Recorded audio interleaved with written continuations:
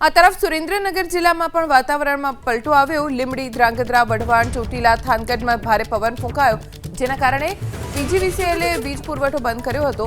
મૂળીના સરા, ખંપાળિયા ગામમાં વીજળીના કડાકા સાથે વરસાદ પડ્યો। ધ્રાંગધ્રાની ભાર્ગવી સોસાયટી નજીક વૃક્ષ ધરાશાયી થયું। ભારે પવન ફૂંકાતા વીજપોલ ધરાશાયી થવાની ઘટના બની શકે છે। જોકે સતર્કતાના ભાગરૂપે પીજીવીસીએલે વીજ પુરવઠો બંધ કરી દીધો।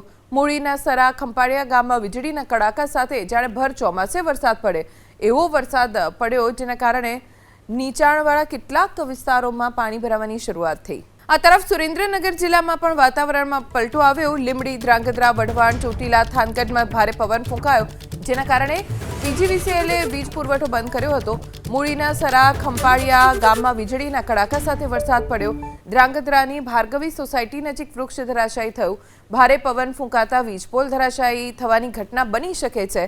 જોકે સતર્કતાના ભાગરૂપે પીજીવીસીએલે વીજ પુરવઠો બંધ કરી દીધો। મૂળીના સરા, ખંપાળિયા ગામમાં વીજળીના કડાકા સાથે જાણે ભર ચોમાસે વરસાદ પડે એવો વરસાદ પડ્યો, જેના કારણે નીચાણવાળા કેટલાક વિસ્તારોમાં પાણી ભરાવાની શરૂઆત થઈ।